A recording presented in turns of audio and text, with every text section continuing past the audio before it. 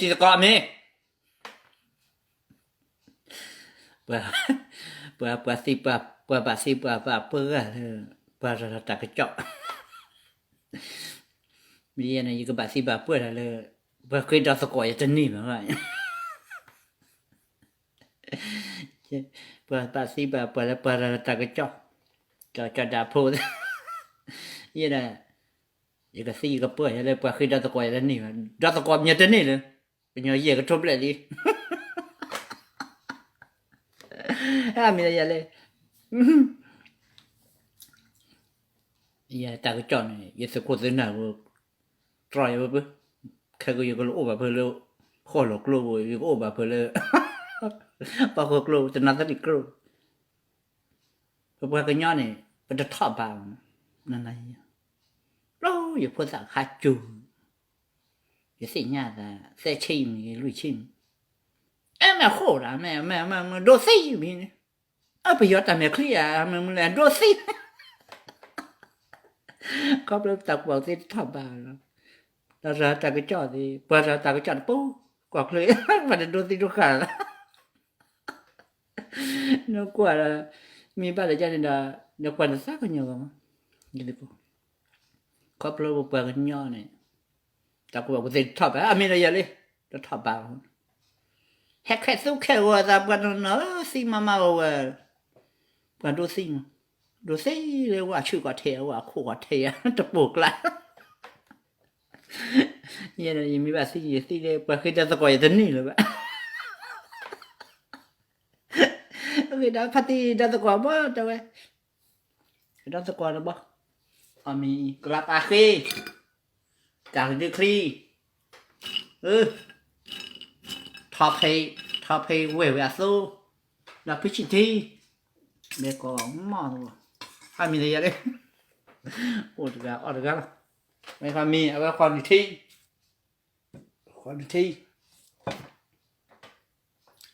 ถ้าเอามือมาบ้าตัวก็บ้านแล้วครอบครัว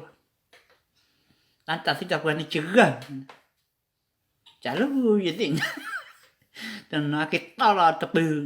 เป็นยังตัวสิร้านหลีดับเรียวข้าวยังมีก็จะมีตะกวมดันไงอย่าพามีนะบ้าอามีเลยยกล้ออามีนะการนี่คือกองไก่ก็ไม่ตะกวมดัน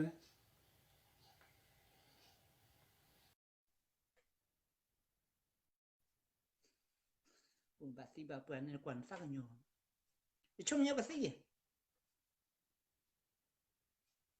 nó cùi này bùn này nó phao vậy tổ mông gạo mi nhà si chưa quá chả biết gì nha khẽ sao ra mình đây ta phải chơi sai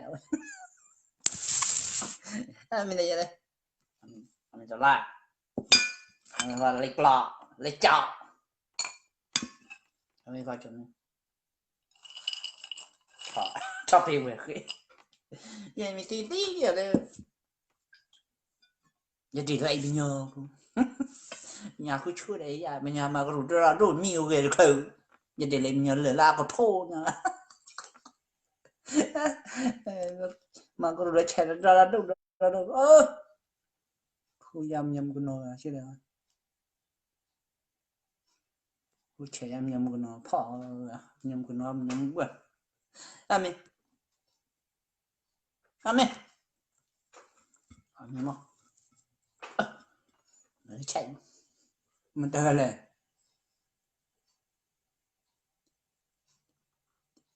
đi nu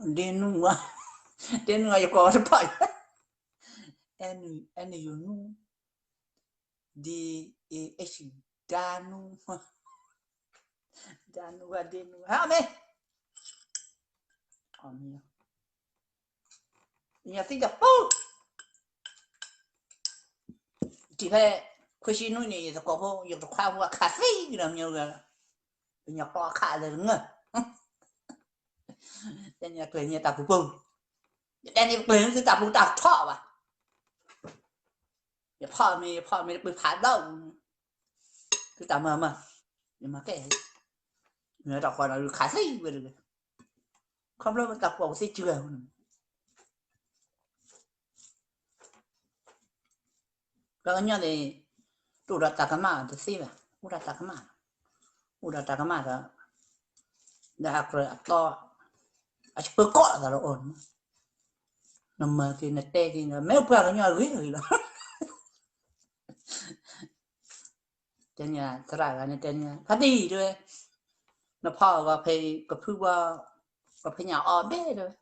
sao ở thế gì tại bây giờ lo khai lên nữa nhà tên bây giờ tầm nhiều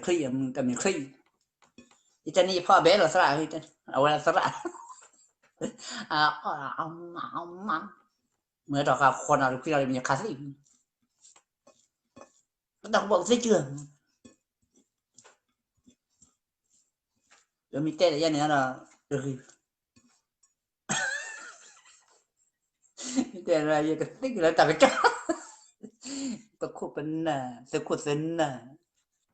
người ta luôn đọc bộ dây trường là mình lo chưa lo có mồm nữa bữa tên mình tại và hủy phạt số sáu mà bạc khát gì bên đôi gì ở chỗ lơ qua chụp lại là quá ô polo nó mà màu quá nó quá nó lại là lên trên này nó lại tên là cũng là khi vô rồi nhiều khát gì tạm bộ quay máy đó nó khát nhất vậy này nó khát nhất chị và nhọc lo là đứng giờพอlà bị phá đâu bị là khi bầu ra khi bầuพอlà phải nhá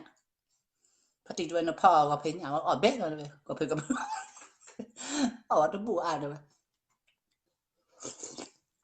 thao cú mà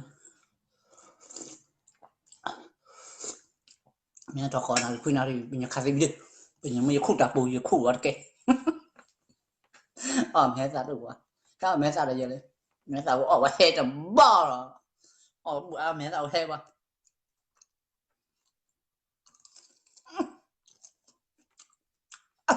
hè mà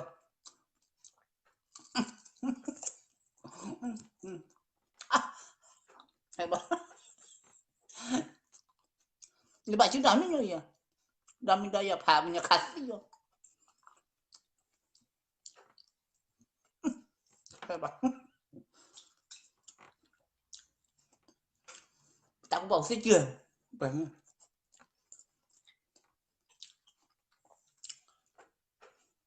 chỉ bỏ tả thôi trên nhà từ rồi chỉ tụi mua nhà to vào bỏ tích cái này mình chung trên được qua lên mà bảo ngay cái cò này bự cái nó số nó so cái bát gì trần nổ mà chơi đã chút tụi mua bạc khờ tích nhỉ chút tụi mua là nhà to tà mò mà phở nó tích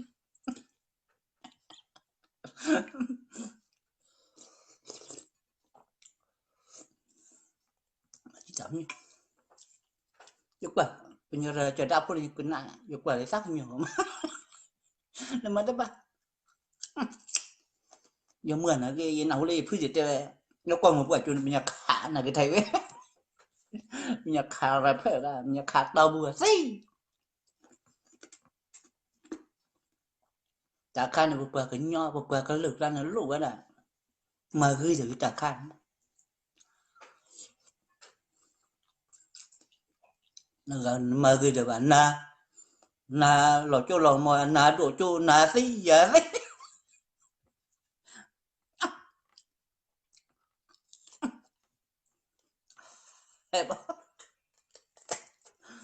hết sao vậy hết bò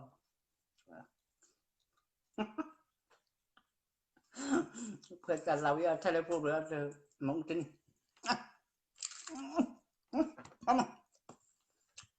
em udah ada kung nào cũng ba cái kịp để phút trả gì ta cũng bảo cái gì giờ để té vào gì giờ ta qua đây là bố cái mẹ mẹ thằng tôi quẹt cái lá ba rồi sao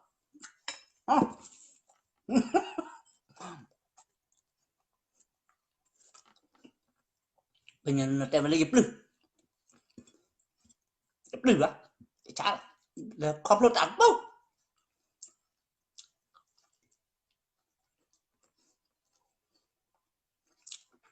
lúc nhà phụ quẹt thu quẹt phong lan rú cái nhà phát đi thế nào là thì qua còn rất sao mà nó rất ba cái lời nữa sao bây giờ sao bà chỉnh nó mất chuyện gặp phải sao bà hai chiếc của chiếc sao bà hiện sao bà phút sạch đây đó rồi sao bên nọ quạt luôn chứ sao bên nọ bà vô đó bên nọ phút sạch cái này bà giờ bư bà chưa đã bà tập về chưa bư hư người ra đi lên bà mau người bà mày già khẩy nâu tại chỉ chẹp phút đập là hư ta tính gì hư ta thử chứ cái kia bà nó phút sạch cái tê là phút sạch đuổi nó lột khi cứ quạt thu phóng mọi người cái là hiện như là tập về chưa ta tăng mà được cái tên một lùi quả khởi vô xì vô mà khỉu vào cái khi người ta phải chưa đến thì ra đây mà ta cái nhà nó bao giờ thôi xì mà ta cái nhà nó hiện ta phải chưa bao giờ ta bắt tay là lùi ra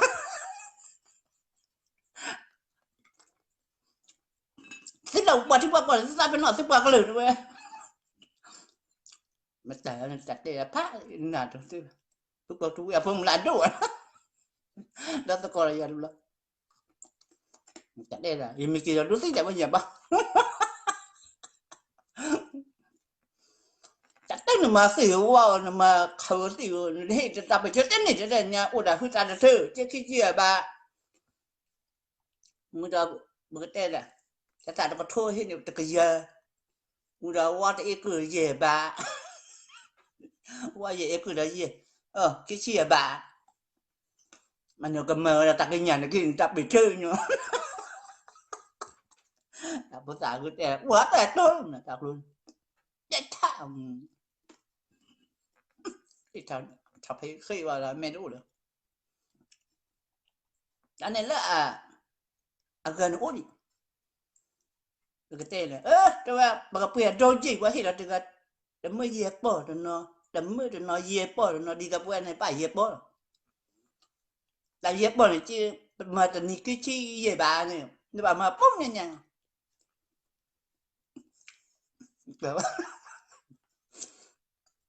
thế lâu lâu bà thích bà còn thích ra nó thích bà cái lời đó bố em chắc là cái nhà lấy mà thôi chuyện bà chuyện nó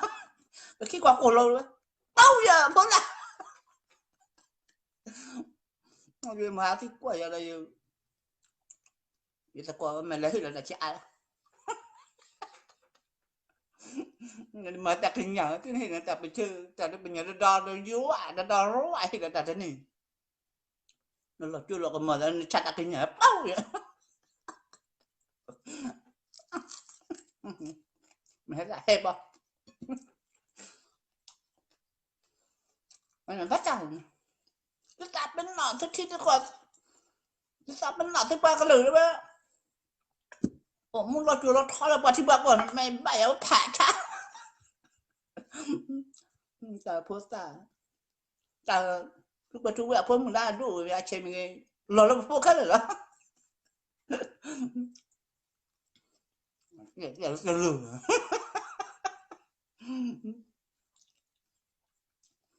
nhật đi mà nhật đôi thích được bây như là trời là trời đáp hồ đó trời đáp hồ mà lấy qua là mình phải tao qua sát cái nhá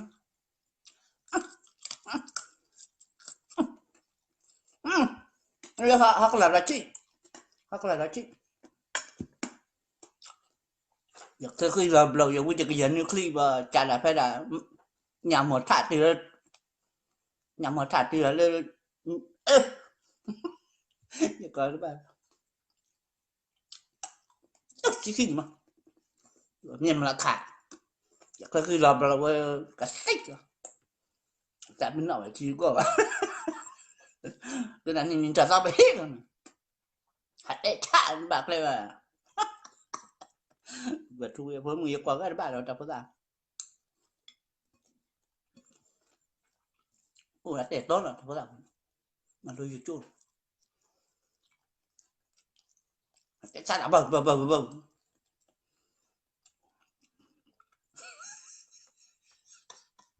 nhưng kia nhiều con đôi xí dây là chúng mình tìm đôi xí là chỉ có gì vậy là con đôi xí là Facebook à phone mà nhớ bắt đi cho tôi coi ba đuôi đâu có coi nó bảo là lại ba bắt đi cho tôi có tin này nữa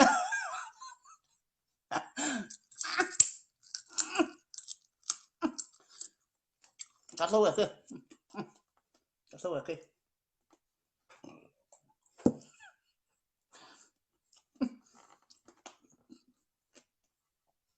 ta phải đi khi ăn đi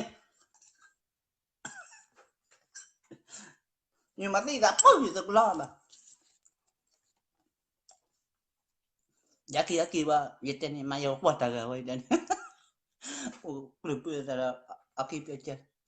cho mà bò giờ mà ai cho giờ khá các bạn người ta đi ra đi mà là cho này quá rất quá vậy quá quá mà bây giờ mà ai là cái ta cũngบอกเสียคันmẹ phải sao bữa qua này ta mẹ khi ra quả đồ xí phải sao bữa qua phải sao bữa qua thì nhà ngon ta khăn ở này cho ta phụ được tên nhầm đấy mình tên này là con đồ xí rồi giờ nha ta lấp lên cái trà linh này cái trò luộc la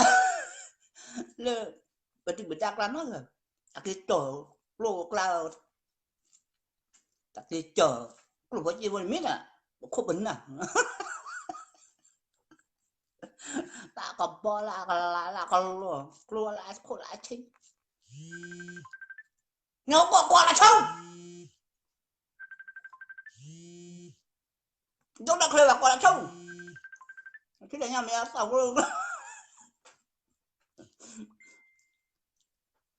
nó telephone này mẹ ú à ba bây giờ mình nói ta coi quá từ lời lo đâu ta đã kêu cho là kêu cloud kêu bao nhiêu này tôi ú bạcเลยว่าจะรีดูvô tôi bao ta ú là khôn nào nên bên là cái này hết rồi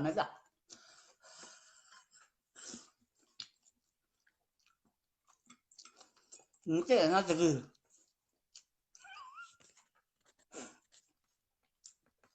ôi nó quần xa rồi nhỉ vật đây là này cầm mít tôi biết đâu vậy cái đạp phốt đây là tạm nó chỉ mỉm nó phải thế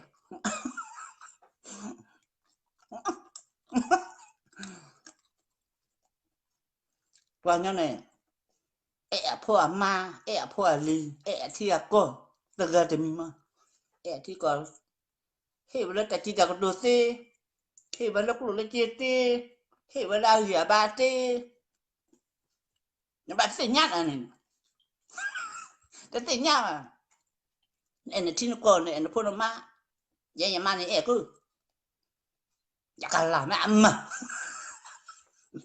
ตักลูกบาตีใจจะđó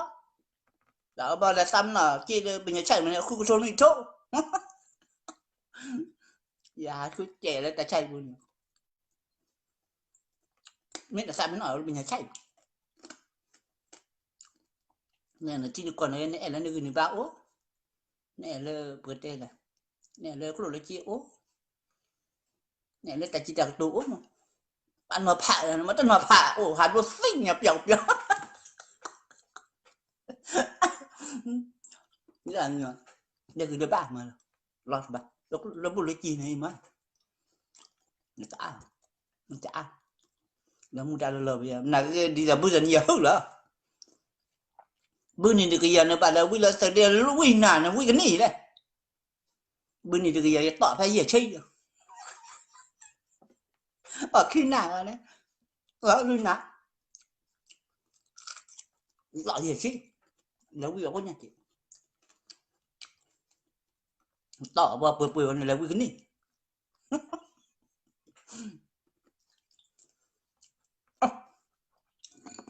tạm mi mừng corona mi cái tư là corona mi cái tư đấy corona cái tư mi play giờ kỳ giờ bây giờ có đốt tí rồi giờ có phò ra lên còn lọc luôn đấy lên bóc lọc luôn à đi nhảy chỉ phát tiền rồi ở đây từ lứa này cái mầm như thế nào mình phát tiền cũng đã có xây mà chỉ này nhé mình tỏ xí quá chỉ ởคนละคือbỏ cổ vậy rồi trực làm trống luôn tầm mà tí là xếp vào nhọc là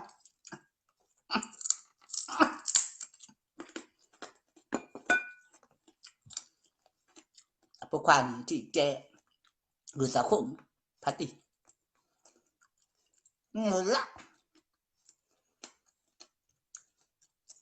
anhจะbảo phát ra nhà bờ nhọc là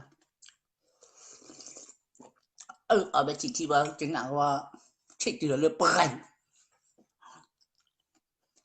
chỉ bỏ phò vào phê là bỏ bù làคือกันลี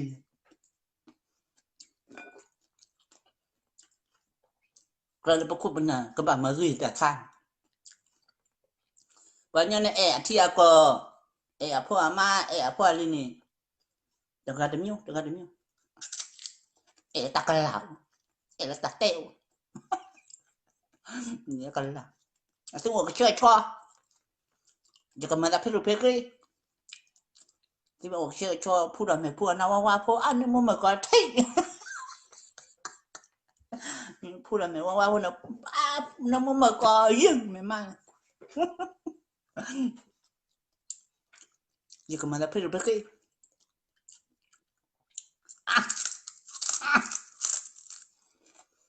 và thì còn hết chẳng hay là nó được gì ố nói cái chả là nó ta chỉ đặt đồ ố thì vậy là nó ăn gì bạc ố mà nhưng mà phải mà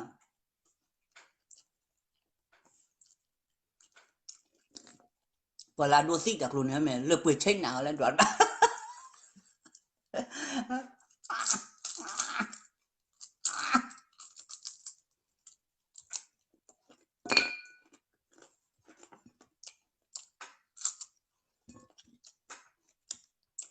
đây là lúc còn rảnh lên nhà cả nhưng mà nó phải bị cái hạt thịt đặt cừu nhưng bà đặt mà nhưng đưa được một bà thường đặt nhà nó đúc nhưng bà to chụp bầu nhưng bởi vì ta có nhớ gì mà đi bác bà đã phải bị cái hạt thịt đặt cừu rồi nhà sao có rồi bây giờ một cái thì bây giờ có đôi gì vậy nãy chứ trả nữa bây giờ đặc biệt chưa này từ cái teo đã có rực đã tay quay nó bạn đi được cơ ta cả mã là ta cả mã ở cái ta cả mã nó ta cả mã bây giờ bạn này ia là chỗ nè bây giờ bạn ia chỗ nè bạn đi cứ tập chưa cái tập chưa mà đây là thọ là quy cái dân khi là chả là phải là nhà một thạ từ lâm nhầm là khai những cái nào lù lậu mà cái dân khi mà thay mà đã thọ hạ thọ này thuê nhà cũng bơ cái lô nó lù đấy là cho chị nó nè đi tha nó có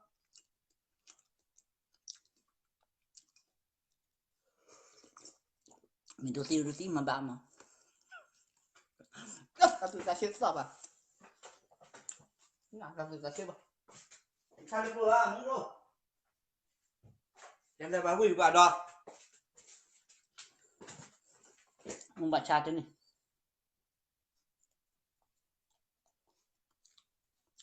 là đã mất rồi bây giờ qua mình lấy mình cho này nó có gì thế nó có con itu lót à itu kok apa sih kamu mau kan phải đây đọc cái là tao là thế con nào đây đọc cái à mẹ tôi có à thế bà mẹ sao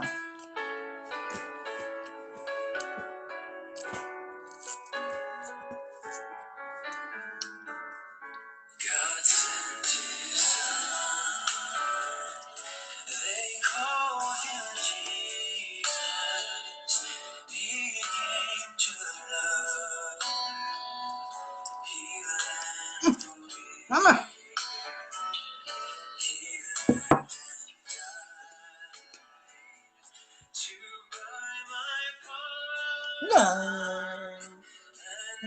the shock anh nó có gì lắm đâu bà bác chi để chị bây giờ gì lắm cũng đâu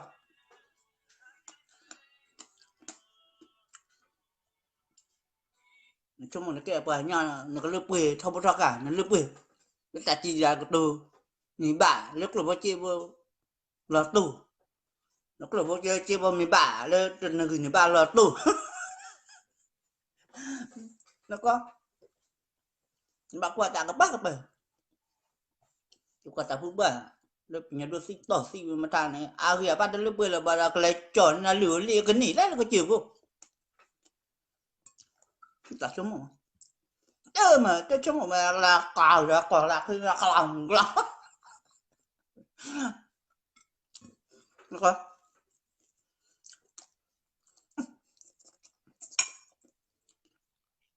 và nhà này ẻ chia có đây này ẻ chia còn được gần mí ẻ phô mà là gần mí nhớ lo là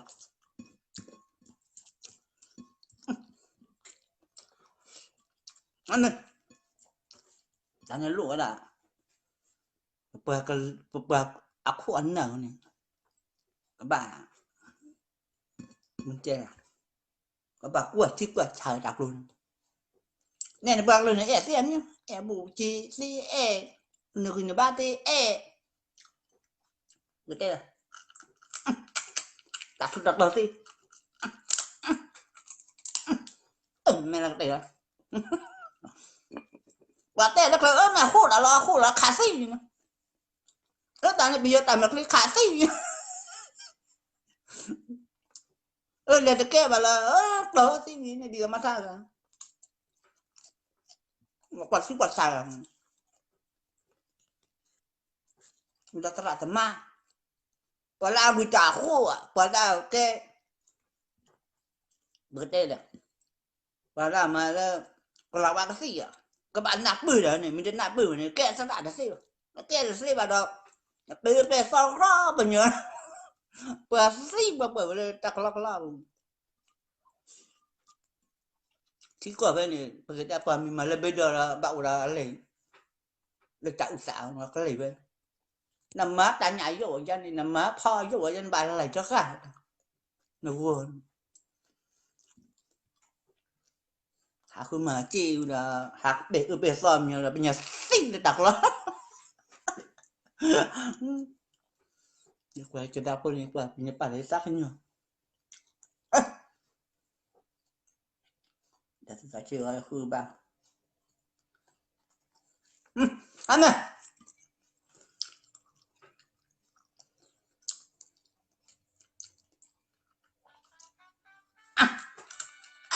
kelak baki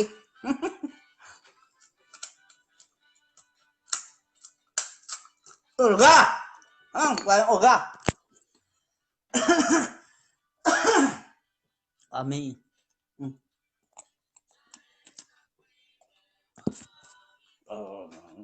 chỉ đâu để cho cả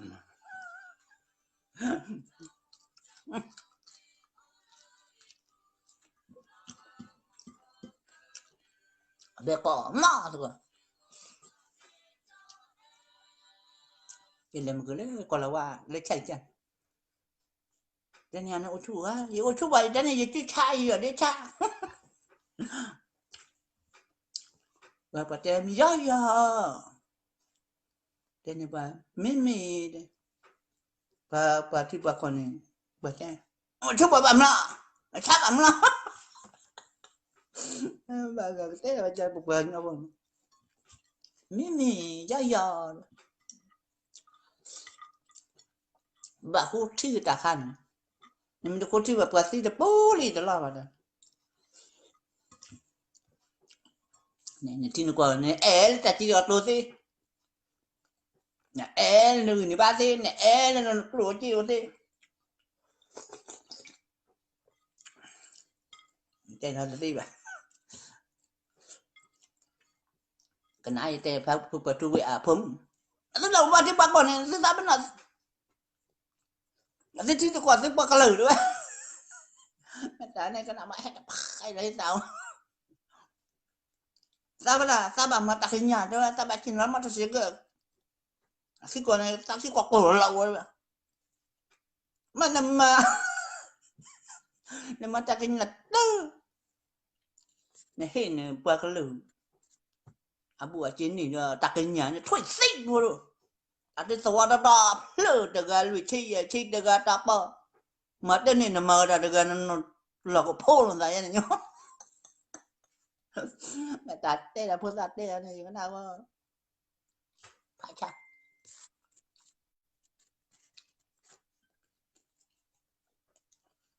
giờ mình tên này giờ mình tên nửa này mà mình tên nửa này ở bây giờ gì ba đó quả gì này thôi là hư tải nó có cái gì hư tải thôi nó bây giờ gì ba bạn thì đi trọ bà hư ba bảo không đọc phô tải thôi là hư tải này chi này lẽ là chưa quả gì để chạy này mấy cái rồi thì tại sao bà là cái gì bua bạ rồi mà thế là cho này tôi đã để rồi cái phá lên này cái phá lên bao nhiêu ta chỉ chuột chắc chưa lần ra cứ để cha thì bao lử cái phá mà phát định cái phát địa xã khô là phải xã bờ ba xã khô là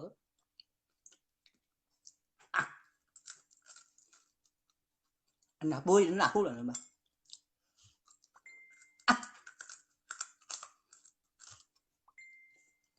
mình nhớ qua rồi đua lại phải bạc lưng là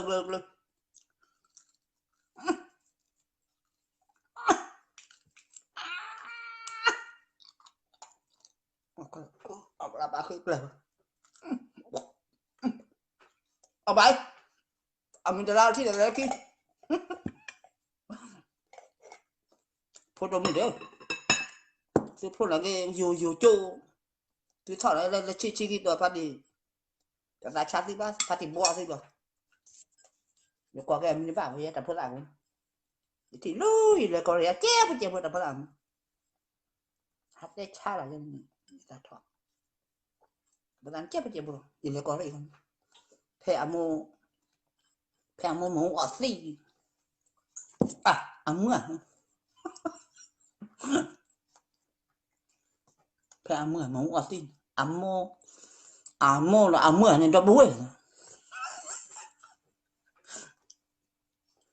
nó ổn rồi thì là thì để được hết rồi thì ổn thì bắt có tài chỉ có được sao ổn ra khăn là mặt luôn mô là mưa cho búi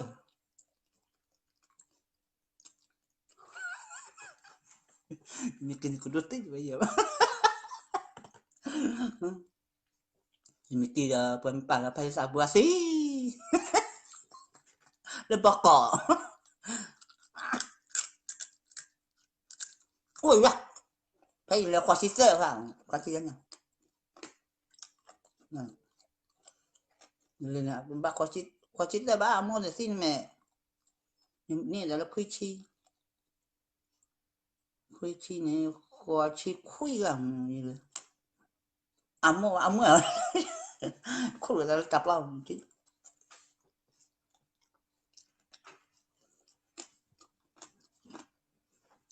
apa malingnya apa được wow chết đẻ thế này aku tak dia cái lại phát định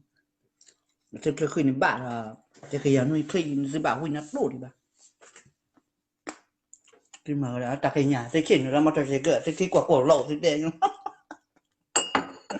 thôi xí mẹ hiểu không, có thô vừa là đấy này đoán được bạn này giờ tên cái nào hút quế vậy đừng mà khơi chứ nào ôi cái nhà đó có gì tôi xí được bây giờ kia khen bao giờ kia khi tôi chi gì rồi ở cái chi gì rồi đấy ông đều là ôi rồi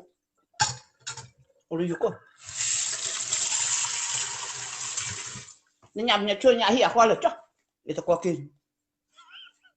itu mah ada ya tajan chưa nhà hiểu qua aku chỉ phải cho bé của ông là nhá nó